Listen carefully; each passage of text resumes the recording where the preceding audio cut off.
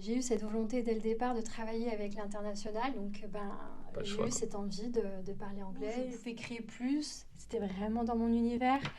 Donc du coup, je me suis formée pour accompagner en fait cette clientèle. C'est vraiment la Bourgogne, c'est vraiment ma playground. C'est tout de suite la gastronomie, les châteaux, les lieux, le vin. Et en même temps, voilà, moi je leur propose aussi cette touche de modernité. Là aussi, alors, lui il me fait rigoler, mais des fois je suis pas forcément d'accord avec lui, mais Anthony.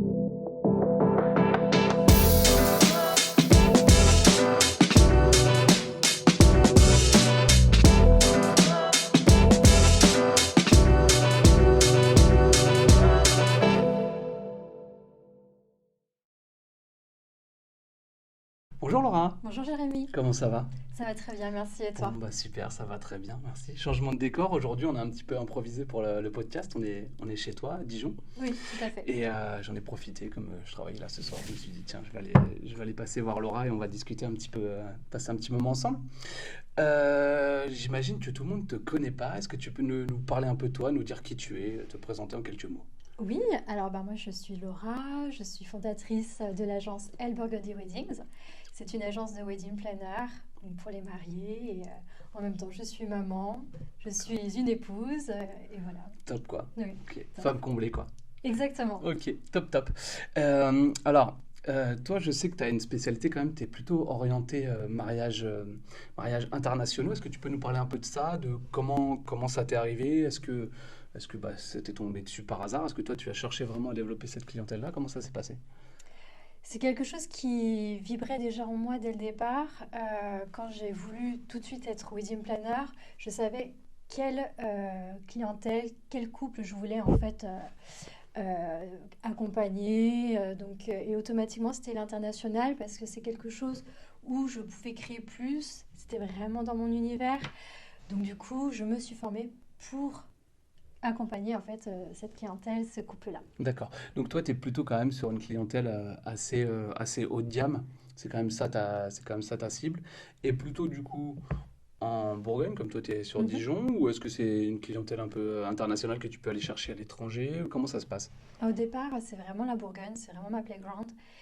Et puis, on a d'autres opportunités aussi, parce qu'on a de très très belles régions. Et donc, je peux aussi me déplacer à Paris, en Provence, dans le sud de la France.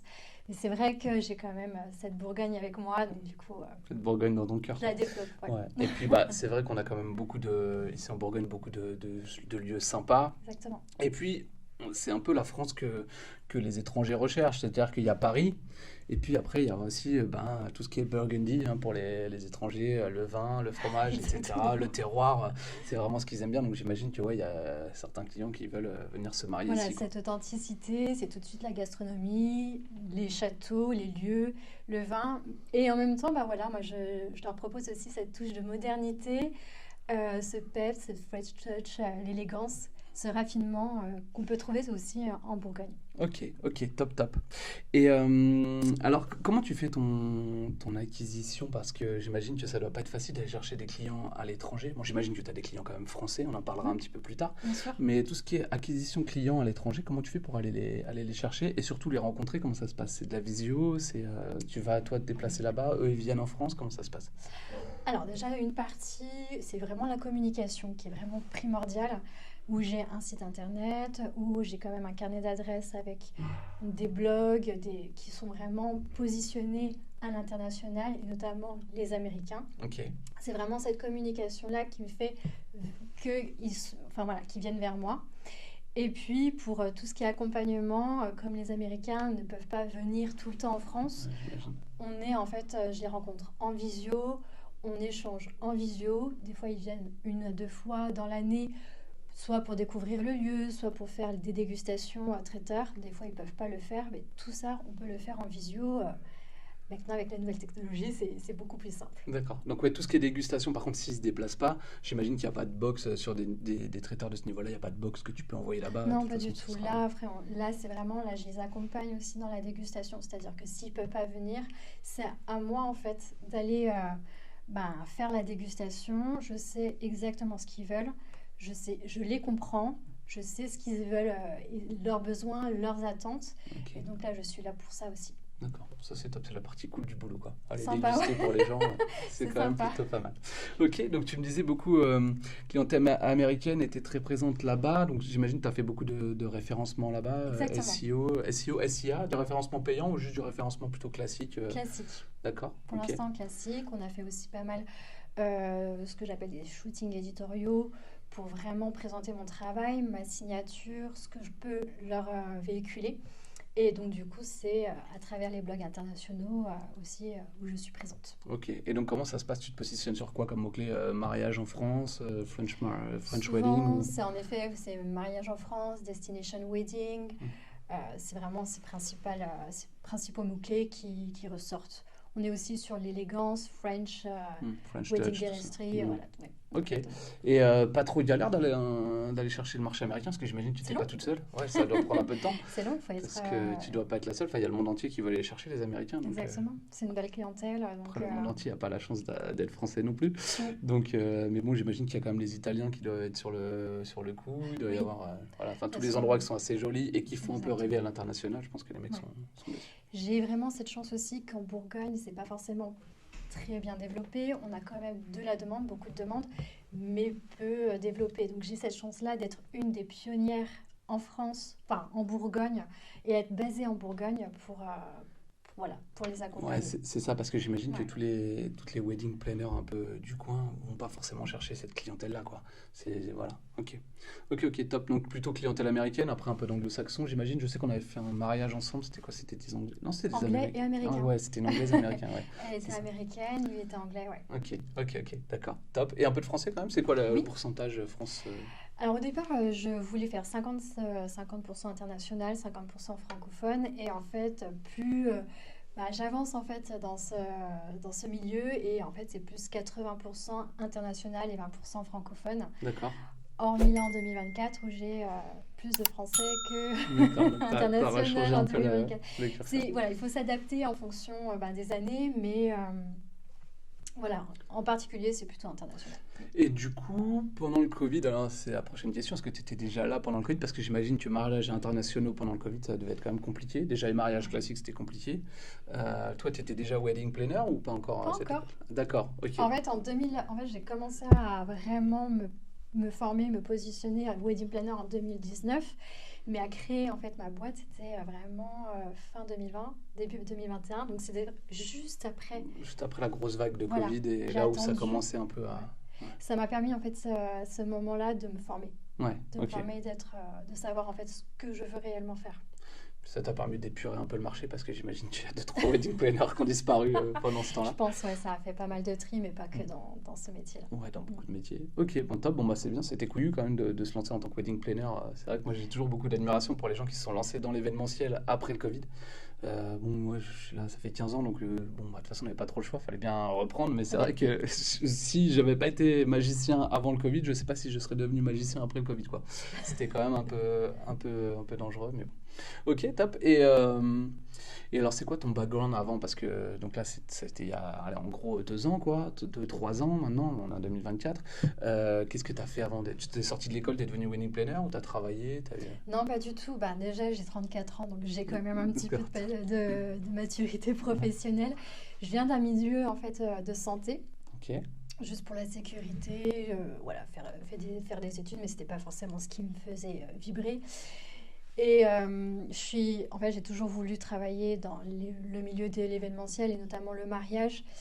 Et en fait, j'avais besoin de cette maturité professionnelle parce que wedding planner, avant tout, c'est chef d'entreprise. On n'a ouais, pas d'agence réellement avec des salariés. Enfin, en France, ça n'existe pas pas encore. encore, voire même Hmm, peut-être très peu. ça peut. Mais voilà, il fallait que, avant d'être prête et de devenir chef d'entreprise, j'avais besoin de faire quand même des expériences dans le milieu enfin voilà, dans un milieu professionnel. J'étais conditionnée dans la santé et notamment dans la pharmacie, donc Ok, du coup j'ai continué dans ce moment-là et puis dès que j'étais prête, tu t'es lancé. je me suis lancée, je me suis formée, Ok, donc tu voilà. étais accompagné de quoi? Un coach ou formation en ligne, formation présentielle? Alors, en tant que wedding planner, je me suis formée auprès des wedding planners.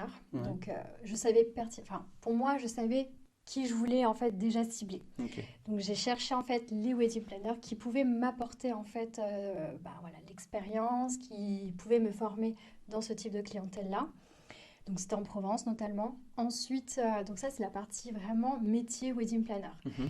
La partie chef d'entreprise, je me suis formée et j'ai été accompagnée par en fait une personne qui était indépendant et qui m'a créé vraiment et qui m'a accompagnée dans tout projet pour monter mon entreprise. Ok, donc plutôt la partie business, création d'entreprise, fiscalité, Ouais. et puis après tout l'opérationnel et tout ce qui est peut-être marketing, Tout, commerce, etc. vraiment tout, c'est vraiment voilà, mon projet, le pourquoi, comment et comment, enfin voilà, comment tu peux faire, pourquoi et qui.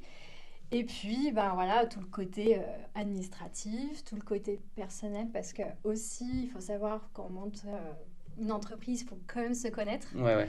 C'est très important.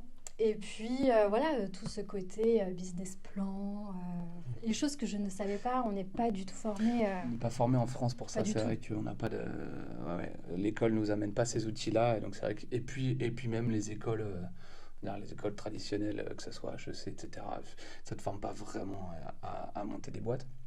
Il y a un livre qui est pas mal, qui s'appelle Personal MBA, j'ai oublié le nom, je le mettrai en sous-titre, et qui est pas mal, c'est donc les Américains, nous on commence à avoir en France aussi des MBA, et c'est un bouquin en fait qui reprend un peu tout, et en fait lui la promesse c'est de te dire bah, je vais te faire économiser 5 ans d'école, et puis il y aura tout dans ce bouquin, donc il est pas mal fait, pas mal fait.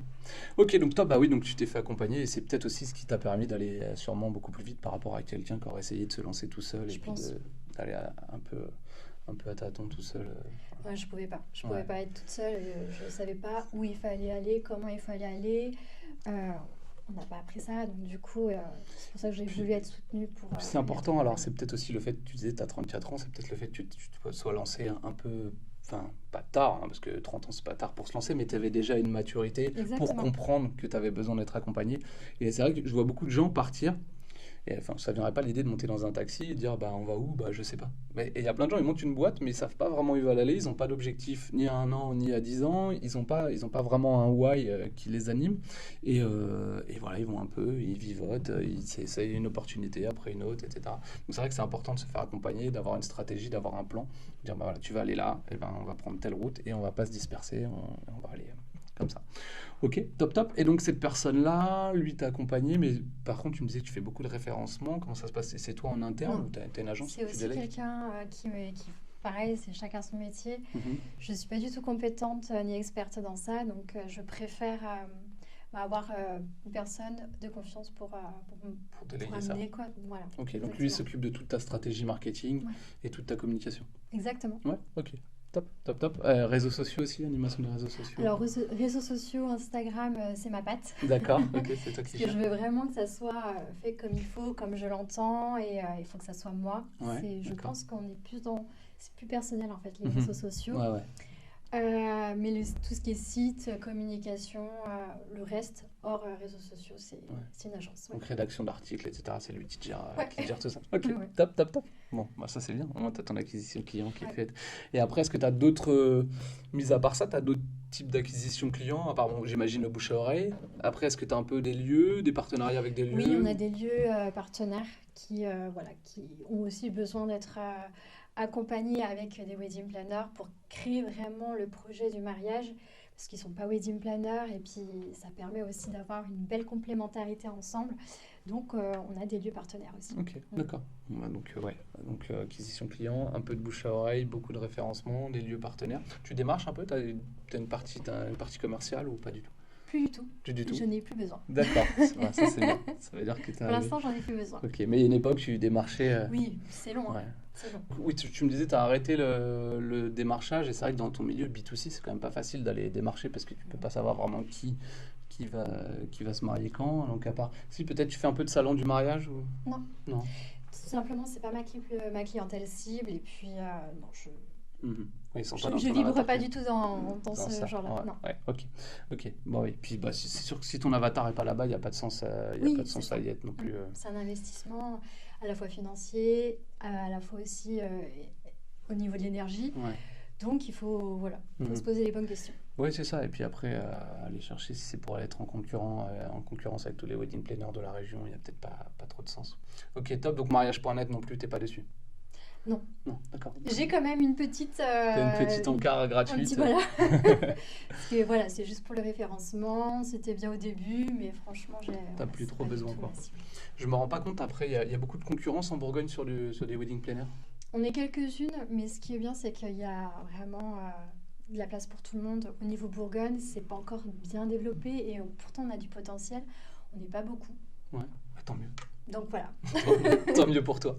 Tant mieux pour toi. Ok. Et alors, wedding planner, qu'est-ce qui t'a donné envie de faire ce métier? C'était une vocation depuis tout petite ou t'as vu l'opportunité et tu t'es dit, allez, je me lance là-dedans? On va dire que c'est depuis toute petite.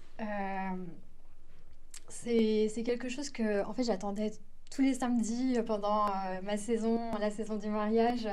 J'avais une petite fenêtre dans ma chambre et puis j'attendais le moment en fait des klaxons de voitures qui venaient et je me suis dit mais c'est magnifique. Ouais, c'est vrai que ça J'ai fait rêver. envie En fait, c'est vraiment d'accompagner dans le bonheur Mhm. et surtout la créativité. Vraiment monter un projet pour un projet de vie d'un couple. Mhm. Ouais, c'est C'est ça. Et puis leur vraiment... jour, le plus beau jour de leur vie, ouais. toi, tu Moi, vas les marquer à vie, quoi. Tu seras c'est là, ça. tu es là pour les aider à... C'est vraiment ça. C'est vraiment... Enfin, pour moi, c'était une évidence. Donc, moi, j'ai vraiment connu le métier wedding planner. J'avais 18-19 ans. J'avais rencontré en fait une personne qui était anciennement architecte et qui s'était installée en tant que wedding planner. À cette époque-là, on n'entendait pas forcément parler, à part aux États-Unis, ou un film où il y avait Jennifer Lopez dedans, Ouais. où c'était la wedding planner. Mais voilà, c'est tout. C'est vrai que c'était Mais pas trop démocratisé à l'époque, quoi. voilà. Et pour moi, c'était une évidence. Mais j'ai dit, je ferai quand je serai prête. Ok. Et alors moi, il y a beaucoup de wedding planners que j'ai rencontrés qui ont commencé par être décoratrices ou dans les fleurs ou des choses comme ça, et après elles sont devenues wedding planners. Est-ce que toi, tu as une spécialité ou non, vraiment, tu t'es formé au wedding planner en général et tu n'avais pas de Alors, spécialité ouais, avant? je me suis vraiment formée wedding planner. C'était vraiment, vraiment le but. Et ensuite, là, avec l'expérience que j'ai, j'emmène ma patte, j'emmène ma signature.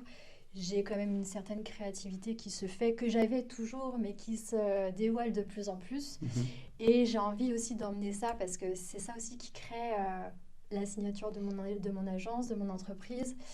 Et il faut que en fait, les couples ben, se projettent dans ce que je souhaite. Donc du coup, là, cette année, je suis en train de mettre de plus en plus en place ce côté design Ouais, d'accord. que j'aime bien. Ouais, ok. Donc ouais, là, tu t'es vraiment en train d'essayer de créer un personal branding pour que les gens ils travaillent vraiment avec toi et pas avec une wedding planner, quoi. Mm. C'est quand ils t'appellent, ils veulent toi et ils n'ont pas fait Exactement. 50 devis avec 50 wedding planners. Ouais. Ouais, C'est vraiment ta clientèle il et faut que presque ça c'est toi vibre. qui choisis tes clients, quoi. Ouais, Ouais. il faut que ça vibre. Ouais.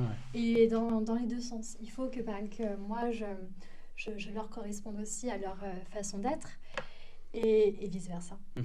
Ouais, oui, de toute façon, sur des projets, c'est des projets, même si ça va être un mariage d'une journée, c'est quand même un projet qui se prépare en amont, au moins un an avant. Tu vas Exactement. passer beaucoup de temps avec ces gens-là, donc il faut vraiment que ça accroche. Voilà, il faut que je les comprenne. Il faut aussi des fois que j'anticipe leurs demandes, que j'anticipe leurs attentes. Euh, et ça, pour ça, il faut qu'on se comprenne. Il faut vraiment qu'il y ait une belle communication entre eux, Ok, entre nous. ok, ok. Et c'est quoi une journée type de Laura? C'est toujours pareil? Il y a une routine ou... Non, non. Non? Pas de journée type parce qu'en plus de ça, on travaille en saison. Donc, c'est-à-dire que pendant la saison des mariages, on est à fond focus jour J, on prépare tout, on est dans les starting blocks. Et puis là, par exemple, la basse saison, on est plus sur repérage de lieux, création vraiment en amont dans le bureau avec les partenaires, avec les prestataires pour créer en fait chaque projet. Et puis on a beaucoup de visio en fonction. Donc là, aux États-Unis, c'est souvent le soir, l'après-midi, le soir qu'on a les visios. En France, on est plutôt après le boulot, après 17h. Ouais, Et on prend du temps aussi pour ces moments-là. ouais, Donc, d'accord. Ouais, je n'ai pas de journée type. ouais, en fait, toi, tu as vraiment deux saisons, quoi. Il y a vraiment... Ouais. ouais, Et on travaille toute l'année. ouais, c'est C'est pas ça. parce qu'en fait, on ne nous voit pas pendant les mariages qu'on ne travaille plus. Bah oui, c'est ça. Ah oui, de toute façon, tu es là à la Ouais, coordination, c'est ça. t'es là, oui, bien sûr. Et puis en amont, bah, de toute façon, oui, il y a tout le boulot de repérage, les prestats, ça prend du boulot. Comment tu vas chercher, toi, tes prestats comment tu choisis tu te dis, tiens, lui, il va plus matcher, tu vas chercher un prestat en fonction de chaque mariage ou tu as tes prestataires et tu travailles toujours avec les mêmes Les deux.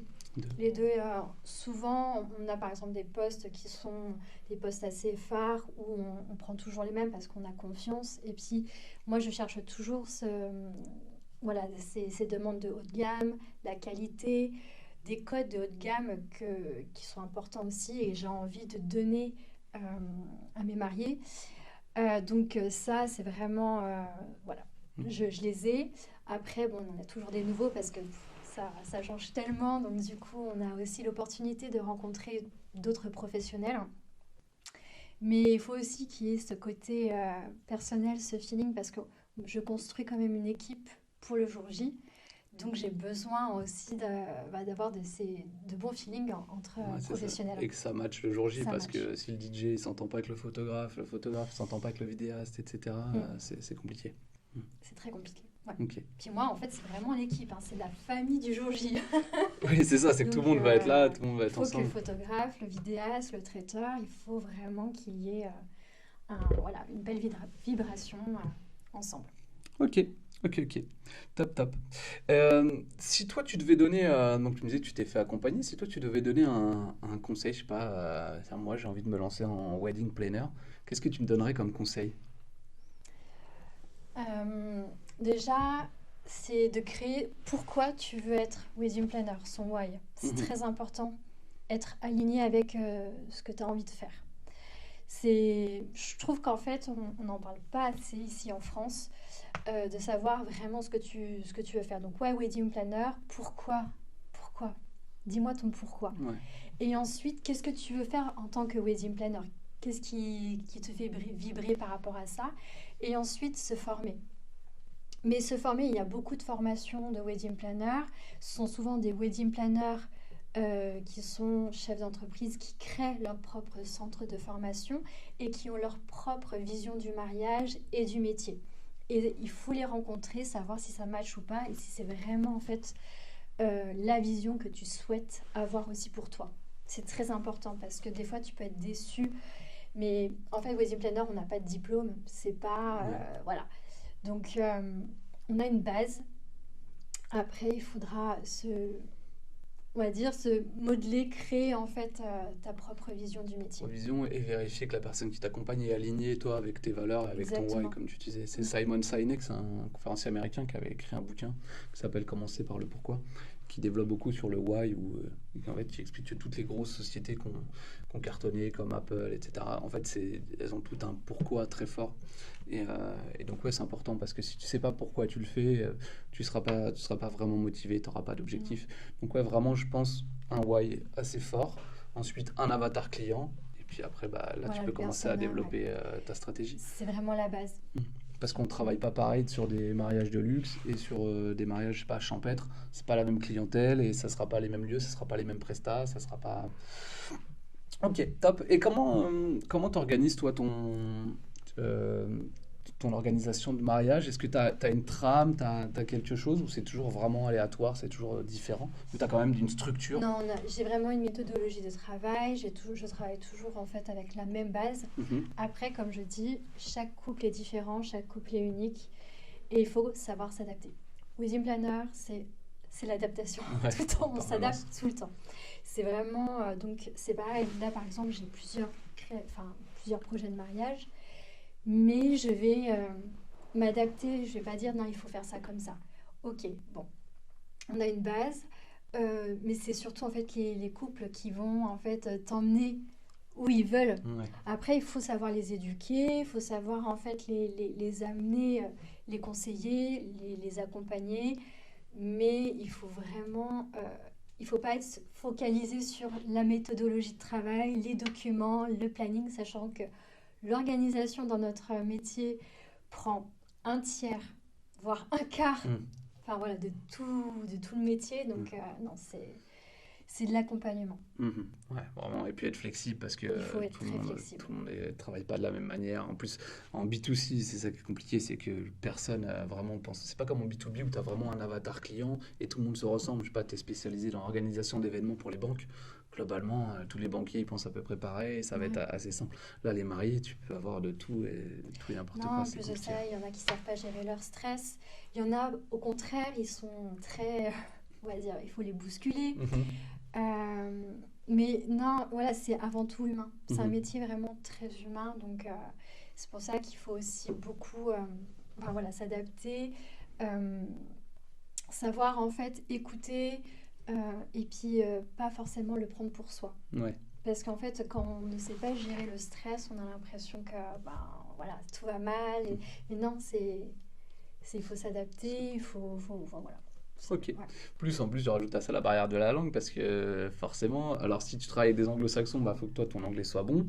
Et puis si tu travailles avec des gens d'une autre commune, enfin d'un autre pays qui parlent pas, que c'est pas leur langue maternelle l'anglais, bah D'autres faut arriver à se cultures. comprendre, ouais, d'autres cultures. C'est vrai que la première année, ça a été compliqué parce que moi, j'ai pas eu l'occasion, l'opportunité de voyager partout dans le monde, de vivre dans un pays pour connaître la culture, pour connaître la langue.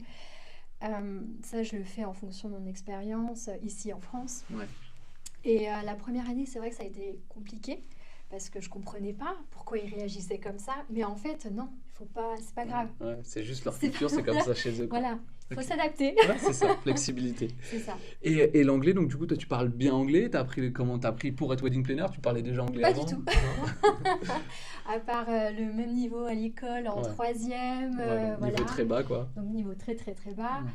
Ouais. Non, bah non, j'ai eu cette volonté dès le départ de travailler avec l'international, donc ben, Pas le j'ai choix, eu quoi. cette envie de parler anglais, et puis en plus de ça, bon, c'est une langue qui m'intéresse, Mhm. donc du coup j'avais plus la facilité d'apprendre, et puis voilà, maintenant je Et peux donc, comment t'as communiquer appris? T'as pris des cours, t'as regardé des films en with anglais? myself. Ouais. Bah déjà, en fait, on vit dans une époque où on a la possibilité en fait d'apprendre une langue Ouais. avec les podcasts, avec Netflix, avec YouTube. Donc déjà, j'ai commencé comme ça. Ouais. Et puis après, je sentais que j'avais un peu de blocage parce que bah, je peux pas tout faire toute seule. Ouais. J'ai décidé après de prendre quelqu'un avec moi pendant quelques temps. Mhm. Et puis après, de me refaire toute seule, de lire des livres, de regarder des films enfin, en Ouais. anglais. Puis après, là, par exemple, là, depuis le mois de septembre, je me perfectionne encore en anglais avec quelqu'un d'autre, avec un autre niveau. Voilà, D'accord. ça se Ok. fait comme ça, petit à petit. Après, il y a une méthode gratuite qui peut se faire aussi. Maintenant, c'est ChatGPT. Sur Oui, l'application, tu peux lui parler. Donc, ouais. tu lui dis parle-moi en anglais, tu peux discuter en anglais avec Jusqu'au lui. jour où le mariage est là, avec... Ouais. c'est à toi de parler Ouais, anglais. c'est ça. Mais tu peux discuter avec lui, il te parle. Alors, tu lui dis, bah, moi, je voudrais tel niveau. Tu vois, tu peux dire que tu as un B1, un C1, etc. Tu lui Ouais, donnes ton niveau. Et puis, tu lui dis, bah, je voudrais parler de telle chose. Et puis, vous discutez. En fait, il va te poser des questions, tu vas lui répondre. Voilà, c'est ça c'est vraiment une comme un belle... interlocuteur, quoi. Ça c'est bien. Bah ouais. Alors après, il a un vrai accent par contre. Bah, c'est bien, ça permet de travailler Ah, de l'oreille, voir... mais il ouais, a un vrai bel ouais, accent quand même. Donc des fois, c'est pas toujours facile de le comprendre. Ouais, donc toujours cette dynamique de bah, j'ai besoin de quelque chose, je l'apprends quoi. toujours, Toujours, voilà. Ok. toujours, Je connais rien en littéralement. marketing, ben, je me fais accompagner, je fais sous-traiter ou j'apprends le marketing. Je connais rien en wedding planner, je me fais accompagner par un wedding planner. Je connais rien en anglais, je me forme en anglais. Ouais. En fait, c'est surtout pour avoir les bases et après, laissez-moi faire. Ouais, Parce que j'ai envie de créer, j'ai envie d'être alignée avec ce que je veux être, enfin faire, ce que j'ai envie de faire, où est-ce que je veux aller. Mais déjà, connaître les bases. mhm. Pardon, j'ai toujours été comme ça un peu. Ouais, ok. Bah, puis après, j'imagine que tes clients sont quand même assez tolérants par rapport à ça, du fait que tu sois française, qu'ils savent que c'est pas ta langue maternelle. J'imagine qu'ils sont quand même assez bienveillants là-dessus. Ben, en tout cas, ceux qui veulent bien que je les accompagne, oui. Ouais, ok. Ok. Et alors du coup, toi, est-ce que tu as des projets, je sais pas, de scalabilité? Parce que Mhm. là, Wedding Planner, on parlait tout à l'heure, tu sais, il y a beaucoup de freelance, il y a très peu de boîtes. Il y a Oui. possibilité quand même après de créer une grosse structure avec des gens Oui, il y a toujours possibilité. Par exemple, là, je suis dans une année test où j'ai envie de mettre en place la marque blanche Mhm. dans mon entreprise. Donc, la marque blanche sont des freelances wedding planners qui viennent en fait travailler, être chef de projet pour des mariages, des projets de mariage et qui travaillent pour ton entreprise, mais Ouais, qui sont freelance. Donc là, c'est une année test pour moi. Donc, j'ai l'opportunité de faire ça avec quelques-unes de mes consoeurs. Et puis, ben, l'idée, c'est de vraiment d'augmenter aussi cette capacité. Et puis, Voilà. Ouais, parce que sinon, tu es très limité. Tu vas travailler, toi, 3-4 mois de l'année sur des samedis. C'est quand même assez Ouais. ponctuel. Bon, bah, c'est bien. Ça veut dire que aujourd'hui, tu as plus de demandes que de possibilités d'offres. Donc, Oui, tu es obligé de faire sous-traiter. oui. Ok. Et là, tu es en quoi comme statut actuellement, du coup? Je suis en EIRL EIRL, mm, d'accord. Ok. Donc, pour l'instant. entreprise individuelle à responsabilité. Ok. Oui, Ok. C'est ton comptable qui t'a conseillé ça ou c'est ton mentor exactement, c'est mon mentor. D'accord. Mm. C'est lui qui t'avait conseillé ça. Par rapport à mes projets, à ce que je voulais, pas pareil.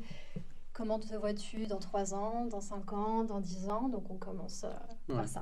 Mm. Bah, l'intérêt de l'EIRL, c'est que ça te permet quand même de. Je crois que tu peux te. Alors, je suis pas très très calé en fiscalité, mais je crois que tu peux garder des dividendes, te rémunérer en dividendes, donc tu peux sortir un petit salaire et après te rémunérer un dividende, ou garder de la trésor pour investir sur d'autres projets. Exactement, c'est ça. Mhm. Et donc là, toi, t'es quoi? Tu travailles de la maison? T'as des locaux? T'as des bureaux? T'as J'ai comment? un bureau à la maison T'as un pour bureau à la maison? l'instant, Ouais. et puis après, ben, dans l'idée, ça serait d'avoir un bureau à l'extérieur, parce Ouais. que c'est bien aussi Ouais, de couper. de couper, ouais. De couper. Ouais, Et puis même en termes de branding, pour les gens, s'ils passent avec ta pignon sur rue, bon, bah, ça fait tout de suite sérieux. Si toi, en plus, tu veux te développer, ça permet de, ben, à tes wedding planners aussi de pouvoir être là de voilà, temps en temps d'avoir un sur les bureau projets. ouais, Ouais, pour faire des c'est plus meetings, pratique. c'est sympa aussi, ouais. Ok, ok. Bon, bah, c'est super. Donc ça, c'est des beaux projets. T'as quoi? T'as d'autres projets ou bon, c'est déjà pas mal, ça, tu me diras. Après, c'est plus des projets d'accompagnement, on va Mhm. dire. Quel service d'accompagnement je peux leur proposer en plus. Donc voilà, c'est des choses. Voilà. D'accord. Mm. Mais toujours. Comment tu te vois dans 10 ans? Toujours wedding planner ou tu penses que tu auras fait évoluer peut-être vers pas, une agence Alors une oui, agence toujours wedding événementielle? planner, ça oui. Ouais. Mais on va dire que on sera sur un autre niveau. D'accord. Voilà, Une autre gamme? une autre gamme. Et puis, on va dire que la chef d'entreprise que je suis va permettre de déléguer plus de choses Ouais. à ses collaborateurs. Ouais, donc tu te vois plutôt après un peu sur l'opérationnel, enfin déléguer vraiment toute cette partie-là et toi être plutôt à chapeauter un peu tout le monde, toutes les équipes, quoi. Ouais, mais Ouais. toujours Vraiment aussi une être vraie structure, quoi. Ouais. toujours créatrice de certains projets de mariage qui, voilà. Hmm. Ok, Mm. mais plutôt en CEO et pas. Ouais, Ouais, ok, exactement. ok, super. Est-ce que tu aurais, je sais pas, tu nous parlais tout à l'heure de ton mentor, tu nous disais que tu écoutes beaucoup de podcasts. Est-ce que tu aurais un livre, un podcast, quelqu'un que tu suis sur YouTube, un entrepreneur qui t'inspire, quelqu'un à nous recommander qu'on puisse aller voir? Alors dans l'événementiel ou pas, si c'est dans l'événementiel, c'est encore mieux parce que c'est notre cible, mais. Euh, alors, c'est vrai que moi, j'écoute plus en fait des chefs d'entreprise d'autres Ok, filières. bah oui. Il n'y a pas grand monde dans l'événementiel. À part Even Success Pro, on n'est pas beaucoup à faire des podcasts. Euh, Après, c'est vrai que j'ai celles qui m'ont formée, Mhm. qui ont été là, dont une que je trouve que je suis vraiment alignée avec sa façon d'être, sa façon de penser, qui est Stéphanie Fayol de Web in Provence. D'accord. Après, c'est beaucoup en fait, voilà, des entrepreneurs. J'aime j'aime beaucoup, par exemple, Pauline Léniaud, Mhm. qui est créatrice de Gemio et qui a aussi son propre podcast. J'aime bien aussi. Alors, lui, il fait rigoler, mais des fois, je suis pas forcément d'accord avec lui, mais Anthony Bourbon, Ouais, ouais. Bah, il est, j'aime il est beaucoup clivant, lui. quoi. Donc, en Ouais, fait, c'est ce qui marche bien, hein. Des mecs comme ça, comme mais Oussama Hamar, etc., sont très clivants. Donc, soit tu les adores, soit tu les détestes. moi, j'adore. Mais voilà, Des fois, je suis pas d'accord avec lui, mais voilà, on peut pas tout le ouais. temps Ouais. être d'accord avec aussi ses mentors. Donc, mais voilà, ouais, c'est des Ok. personnes qui sont dans d'autres sphères, quoi. Il y a Mathieu Stéphanie aussi, c'est le créateur de Cosa Nostra, et ils font du marketing digital. Il a Mm. un podcast, un vieux podcast, hein, c'est un des premiers, je crois. Et d'ailleurs, il a été longtemps premier podcast de France jusqu'à ce que Yomi Osama arrive avec Sans Permission. Et c'est Génération Do It Yourself, donc j'invite à Mm. écouter. Il a des Ok, beaux super. invités, il a toujours des invités au top, et c'est toujours très intéressant. Donc, voilà. Bah, parfait. Bon, bah Laura, en tout cas, merci beaucoup pour cet échange. Merci beaucoup. À bientôt. À bientôt. Ciao.